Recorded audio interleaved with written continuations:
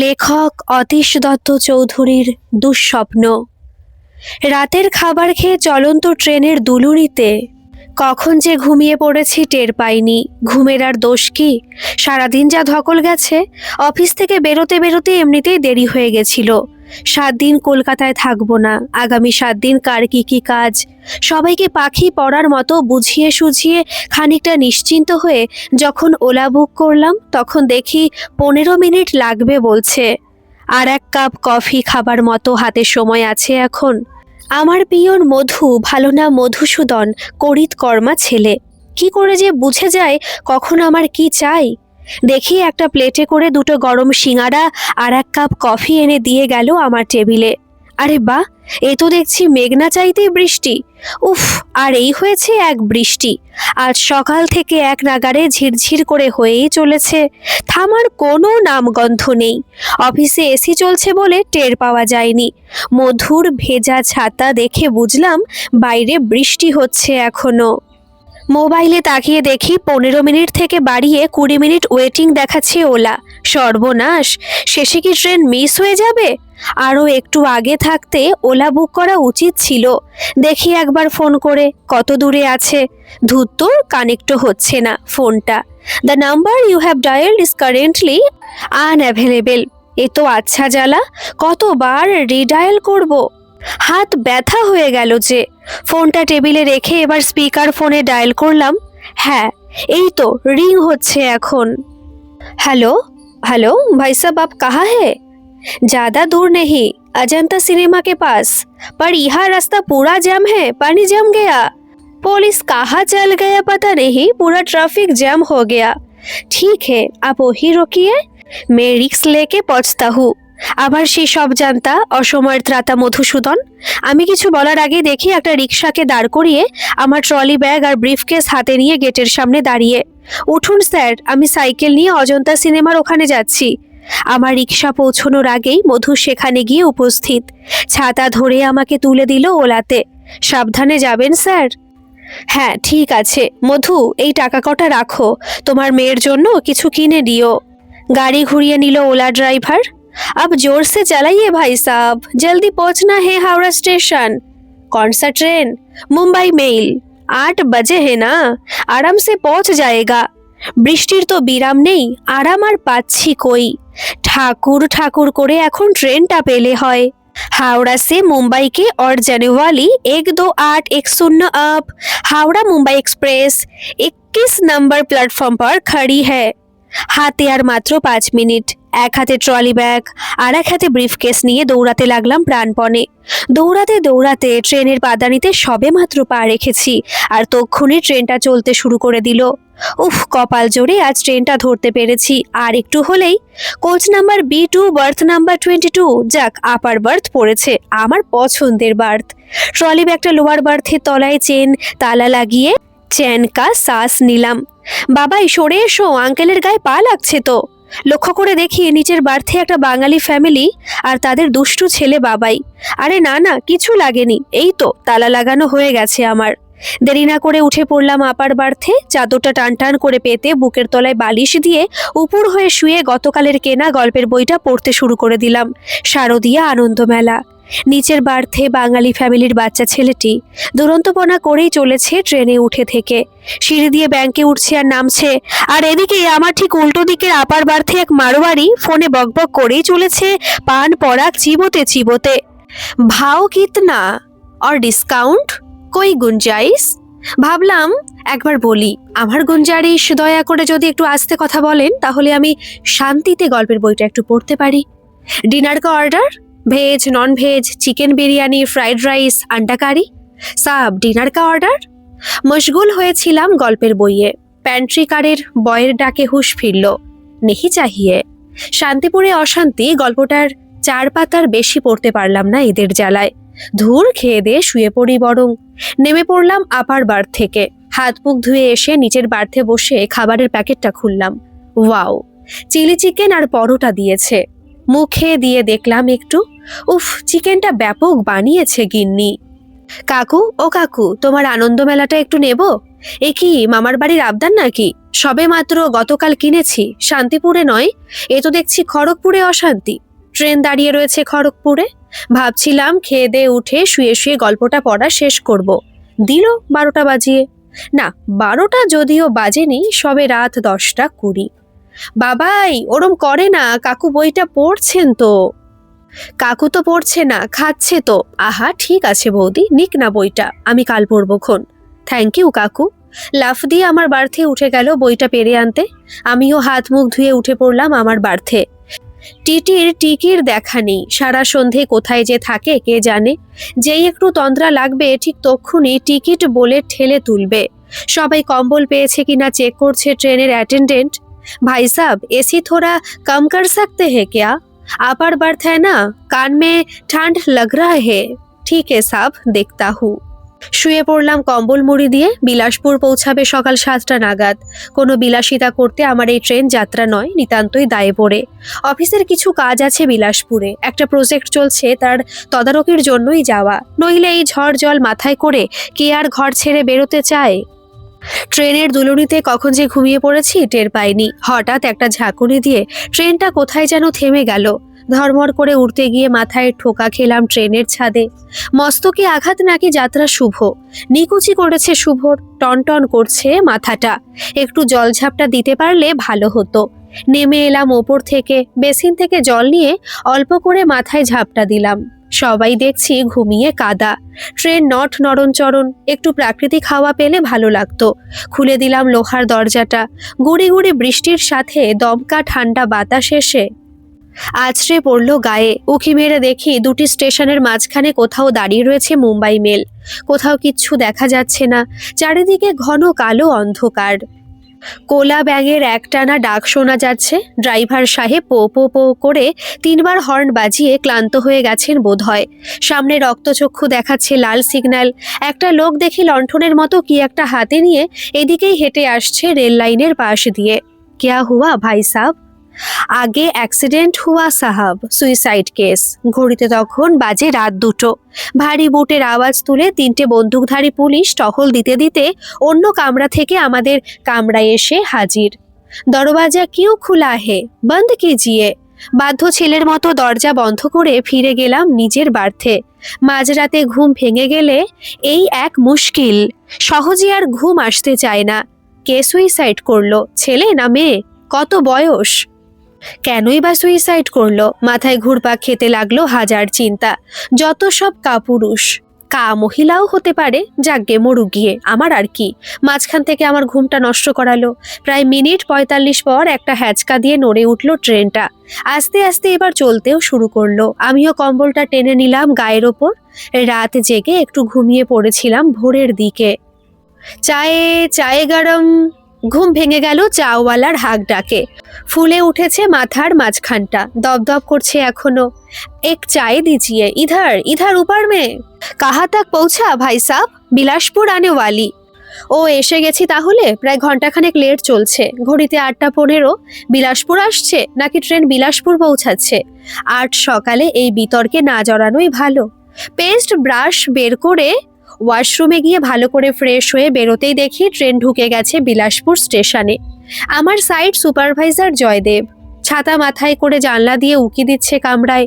আমি তাকে দেখতে পাচ্ছি, কিন্তু ও দেখতে পাচ্ছে না আমাকে। হ্যাঁ এই তো এইবার দেখতে পেয়েছে। হাত নাড়ছে। আসুর স্যার, সাবধানে নামুন, বৃষ্টিতে প্ল্যাটফর্ম পিছল হয়ে আছে। দিন স্যার, ব্যাগটা আমাকে দিন। সোজা চলুন, বাইরে গাড়ি রাখা আছে। সাদা অ্যাম্বাসেডর, পিছনের সিট সাদা তোয়ালে দিয়ে মোড়া। উফ, ড্রাইভার অগরু ধূপ জ্বালিয়েছিল মনে হচ্ছে। এই গন্ধটা আমি একদম সহ্য করতে পারি না। মনে হয় যেন শ্মশানে এসেছি। অল্প খানিকটা নামিয়ে দিলাম কাছের জানলাটা। 3-4 বার চাবি ঘোরানোর পর কোকো কোকো শব্দ করে একরাশ কালো ধোঁয়া ছেড়ে চলতে শুরু করলো লজ ঝড়ে অ্যাম্বাসেডর। সামনের সিটে ড্রাইভার আর জয়দেব, পিছনে আমি একা। জয়দেব, কাজের প্রোগ্রেস কত দূর? ভালো নয় স্যার, যা বৃষ্টি হচ্ছে কদিন ধরে, লেবাররা ঠিকমতো কাজে আসছে না, খুব ক্ষেপে আছে ক্লায়েন্ট। অবশ্য বিমলবাবু সব দিক সাধ্যমতো ম্যানেজ করার চেষ্টা চালিয়ে যাচ্ছেন, লেবারদের ওভারটাইম করিয়ে সামাল দিয়েছেন কিছুটা। প্রোগ্রেস যে সন্তোষজনক নয় সে আমি কলকাতায় বসেই টের পেয়েছি।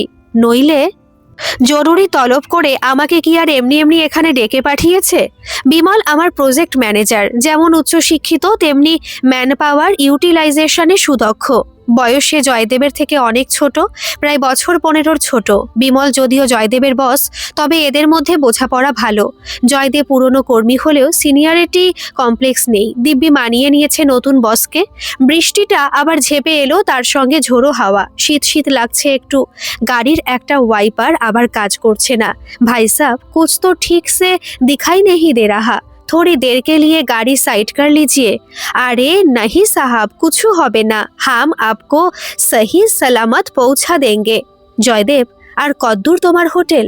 স্যার, আমি তো সাইটেই থাকি, আর আপনার জন্য যে হোটেলটা বুক করেছি ওটাই সবচেয়ে সাইটের কাছে।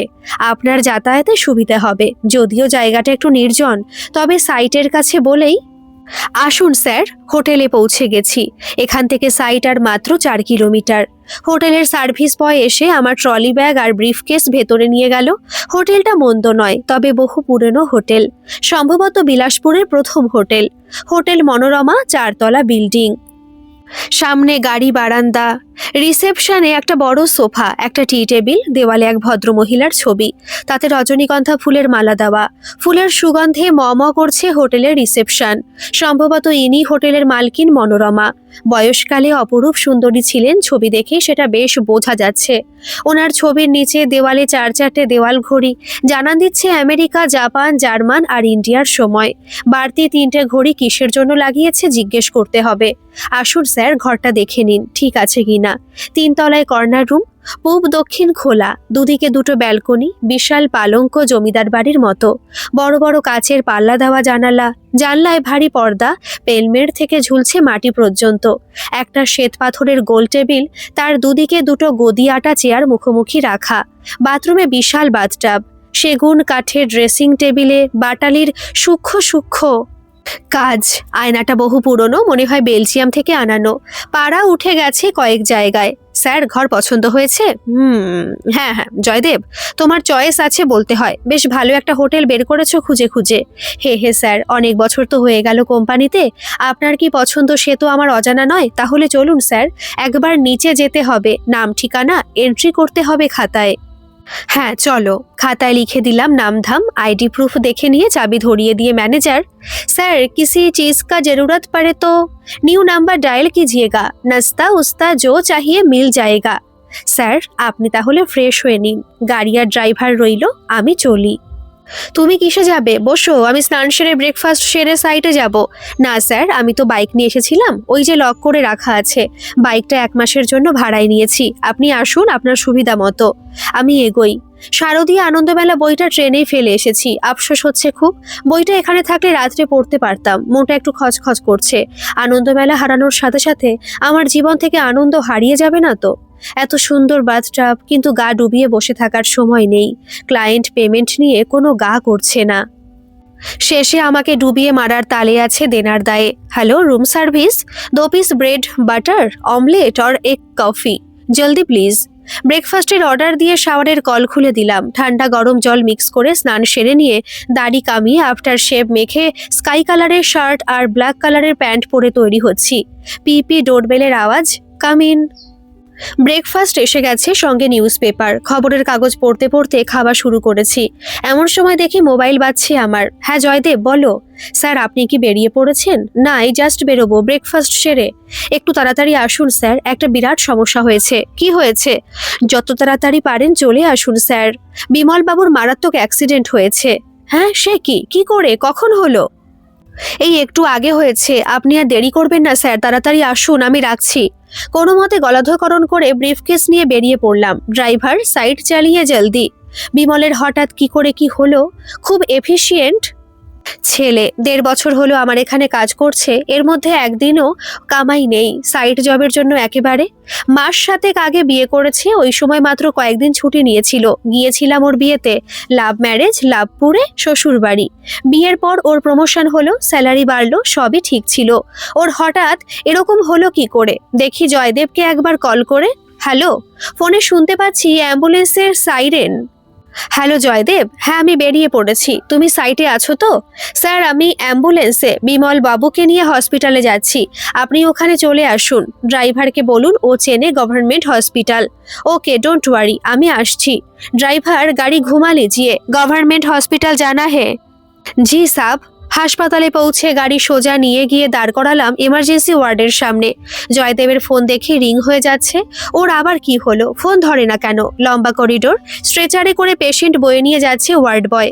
হন্তদন্ত হয়ে নার্স কোথায় যেন যাচ্ছে, সবাই খুব ব্যস্ত। একজন ডাক্তার গলায় স্টেথোস্কোপ ঝুলিয়ে সাদা অ্যাপ্রন পরে এই দিকেই আসছে। डॉक्टर थोड़ी देर पहले एक एक्सीडेंट पेशेंट आया था, नाम है बिमल। ओ किधर है, कुछ बता सकते? पेशेंट डेड बॉडी लाया गया था, सीधा जाके लेफ्ट साइड में जाइए। কি সব বলছে? ডাক্তার কার সাথে কাকে গুলিয়েছে কে জানে? যদি সত্যি হয়, ভগবান করুন যেন সত্যি না হয়। মাথা কাজ করছে না আমার। ওই তো জয়দেব বসে আছে বেঞ্চিতে। জয়দেব কি অবস্থা? বিমল কোথায়? হাউ হাউ করে কেঁদে উঠল জয়দেব। স্যার বিমল বাবু আর নেই। কি কি বলছো কি তুমি? নেই মানে?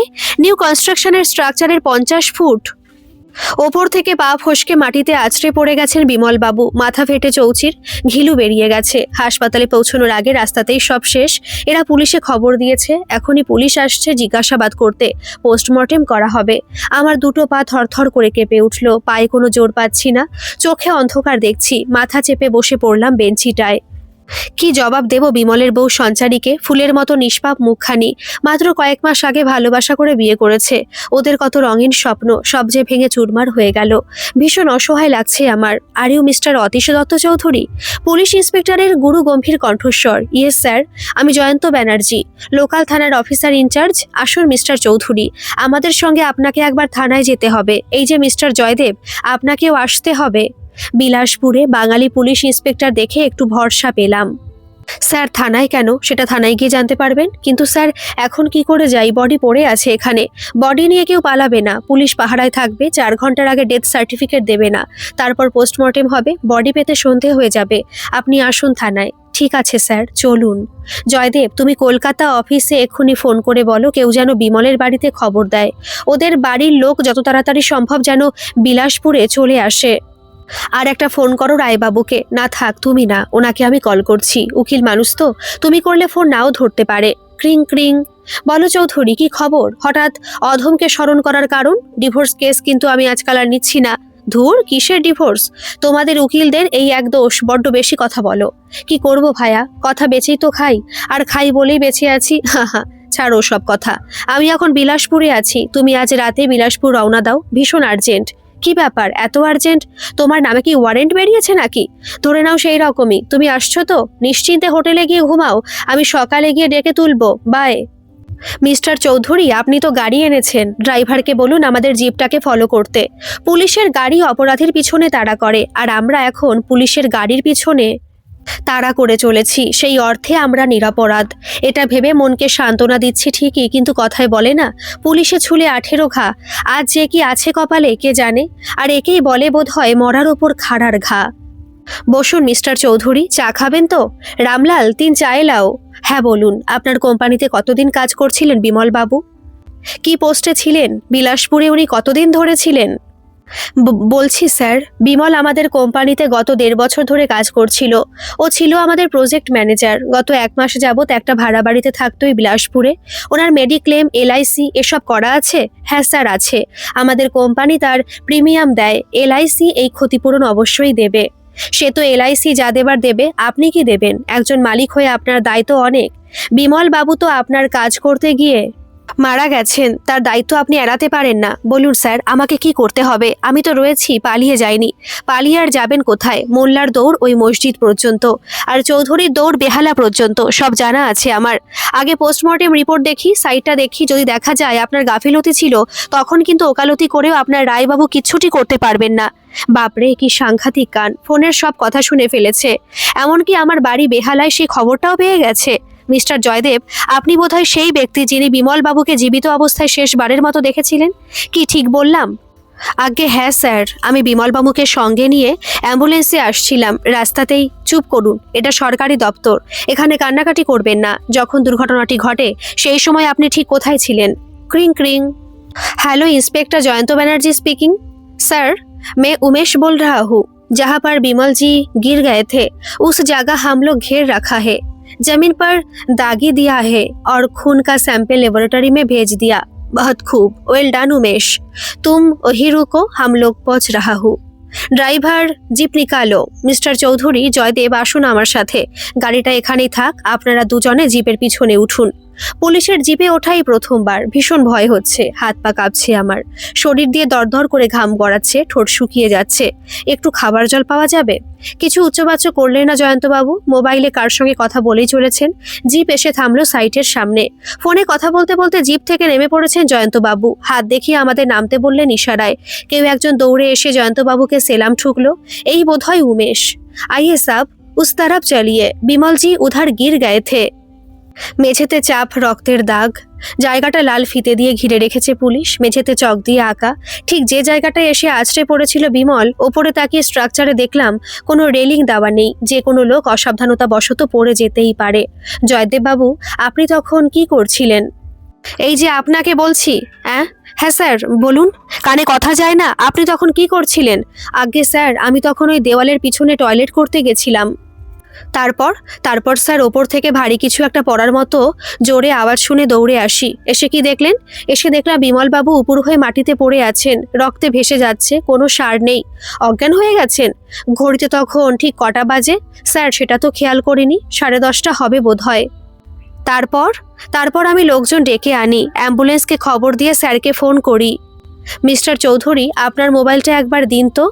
জয়দেব বাবু, আপনি মিস্টার চৌধুরীকে ফোন করেছিলেন 9:56 কল ডিউরেশন 29 সেকেন্ড। হতে পারে স্যার, তখন তো ঘড়ি দেখিনি। আপনি হয়তো ঘড়ি দেখেননি, কিন্তু বিমলবাবুকে আপনি ছাড়া আর কেউ পড়ে থাকতে দেখেননি। আপনি ছাড়া ওপর থেকে ভারী কিছু পড়ার শব্দ কেউ শোনেনি। আপনি লোক ডাকতে গিয়েছিলেন। ব্যাপারটা কি আপনার নিজের কাছে গোলমেলে লাগছে না? পুলিশের কাছে কিছু গোপন করার চেষ্টা করবেন না। পেটের কথা কি করে মুখে আনতে হয় সেটা আমার খুব ভালো করে জানা আছে।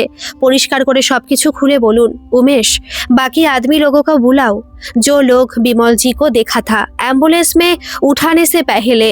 उमेश ডেকে নিয়ে এলো সেই সব লেবারদের যারা বিমলকে অ্যাম্বুলেন্সে তোলার সময় উপস্থিত ছিল। आइए इधर आइए। आप लोग कहाँ थे उस वक्त जब बिमल जी गिर गए थे? साहब, हम लोग चाय पीने कैंटीन गया था, लेकिन कैंटीन तो नजदीक में है। आप लोगों को उनका गिरने की आवाज क्यों नहीं सुनाई दिया? वो अब साइरन क्यों बज रहा? 1 बज गया साहब, लंच टाइम का साइरन बज रहा था। अच्छा, साइरन और कब कब बजती है? 4 दफे बजती है साहब।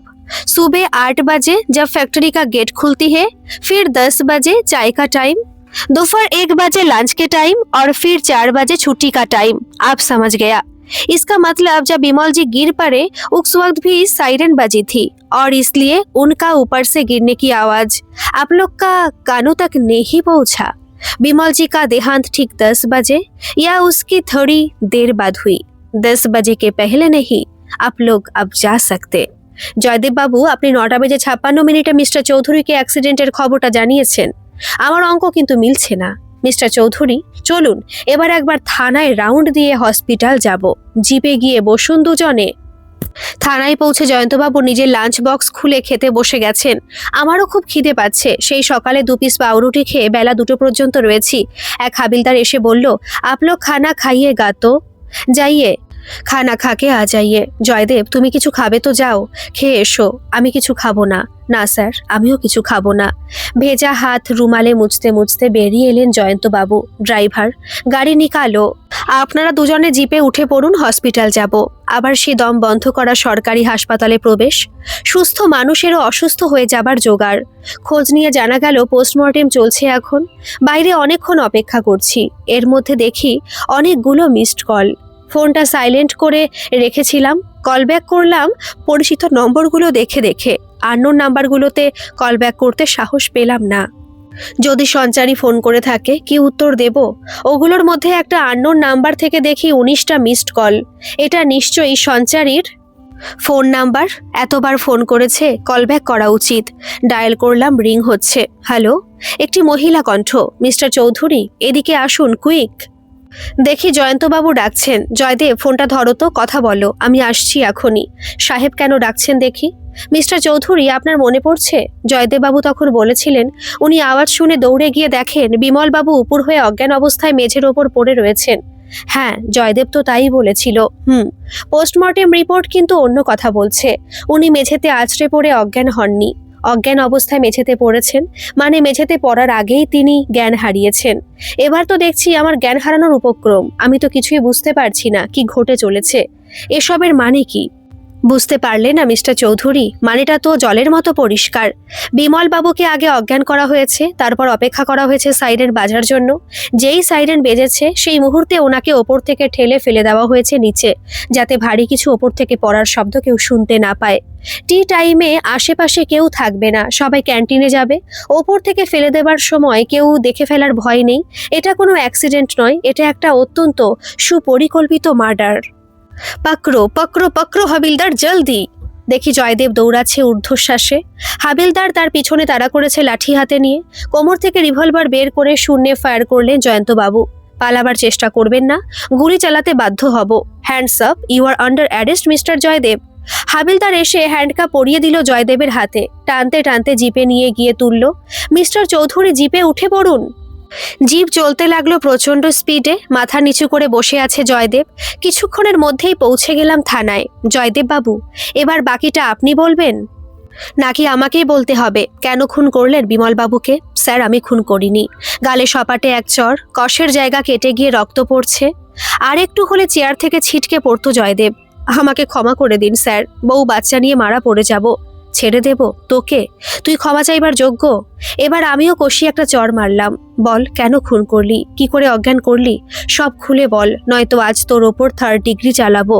জয়ন্তবাবু জোরসে রুলের বাড়ি মারলেন জয়দেবের পায়ের গোড়ায়। সব বলছি স্যার, মারবেন না। হাত জোর করে কাঁদতে শুরু করেছে জয়দেব। দেখে আমার গা পিত্তি জ্বলে যাচ্ছে। বিমল বাবু আমার থেকে বয়সে অনেক ছোট, আমি অনেক পুরনো স্টাফ। তবুও কি? বিমল বাবুকে তোর বস কেন করা হয়েছে সেটাই তোর জ্বলন। বিমল বাবু সরে গেলে ওনার জায়গায় তোর প্রমোশন হবে, তাই তো? হুঙ্কার দিয়ে উঠলেন জয়ন্তবাবু। হ্যাঁ স্যার। ছি জয়দেব, আমি তো ভাবতেই পারছি না এই সামান্য কারণে কেউ কাউকে খুন করতে পারে। বিমলের মতো এত ভালো ছেলের কোনো শত্রু থাকতে পারে, এটা কেউ বিশ্বাস করতে পারবে না। আর তুই সেটাকে সুযোগ হিসেবে কাজে লাগিয়ে অ্যাক্সিডেন্ট বলে চালিয়ে দেওয়ার ছক কষেছিলি। আমি তো এতদিন তাহলে দুধ কলা দিয়ে কালসাপ পুষেছি। স্যার, একে ফাঁসিতে চড়ানোর ব্যবস্থা করুন। আমি আর এর মুখ দর্শন করতে চাই না। বিমলের মতো শক্ত সমর্থ পুরুষকেও কি করে অজ্ঞান করে ফেলল? বিমল যদি একটু আজ করতে পারতো ওর ওপর হামলা হতে চলেছে, তাহলে হয়তো। ওটা আমি বোঝাচ্ছি মিস্টার চৌধুরী। ক্লোরোফর্ম দিয়ে সহজে অজ্ঞান করা যায়, কিন্তু ওটা জোগাড় করা সহজ নয়, তাই দেশি পদ্ধতি ব্যবহার করেছে। দুটো কেমিক্যাল আছে যেটা সহজে পাওয়া যায়, নাম দুটো আপনার জানার বিষয় নয়। তার মধ্যে একটা অর্ডারলেস আর একটায় ধূপের মতো গন্ধ থাকে। ওই দুটো কেমিক্যাল 2 ফোঁটা করে একসাথে মিশিয়ে রুমালে নিয়ে আপনার নাকে চেপে ধরলে আপনি এক্ষুনি জ্ঞান হারাবেন। আচ্ছা, গন্ধটা কি অগুরু ধূপের মতো? এক্স্যাক্টলি। আপনি কি করে জানলেন? ও মাই গড! তুই তার মানে আজ সকালে বিলাসপুর স্টেশনের কাছে কোনো দোকান থেকে ওই মারণাস্ত্র কিনে আমি যে অ্যাম্বাসাডারে এলাম সেটাতে তুলেছিলি? তারপর হোটেলে গিয়ে গাড়ি থেকে কেমিক্যাল নামিয়ে নিয়ে বাইকে করে সাইটে গিয়ে এই কাণ্ড করেছিস? হায় হায়, হে ভগবান! বিমলের মৃত্যুবান আমি বিলাসপুর স্টেশন থেকে গাড়ি করে বয়ে এনেছি, আর বিমলকে ঠেলে দিয়েছি মৃত্যুপুরে। আমিও তো এই পাপের ভাগিদার। আরে কি হলো? আর কত ঘুমাবে? ওঠো, দেখো কে এসেছে। বউয়ের চিৎকারে ঘুম ভেঙে গেল। তাকিয়ে দেখি আমার মাসতুতো বোন রাখি হাতে দাঁড়িয়ে। উঠে পড়ো দাদামণি, এসো তোমার হাতে এটা পরিয়ে দিই। ও তাই তো, আজ তো রাখি পূর্ণিমা। তাহলে এতক্ষণ যা দেখছিলাম সেটা স্বপ্ন। আসছি রে বোন, মনে মনে বললাম এরকম স্বপ্ন যেন কারো না হয় পূরণ। গল্পটি কেমন লাগলো অবশ্যই কমেন্ট করে জানাবেন, আর ভালো লাগলে একটা সাবস্ক্রাইব করে আমার পাশে থাকবেন। ধন্যবাদ।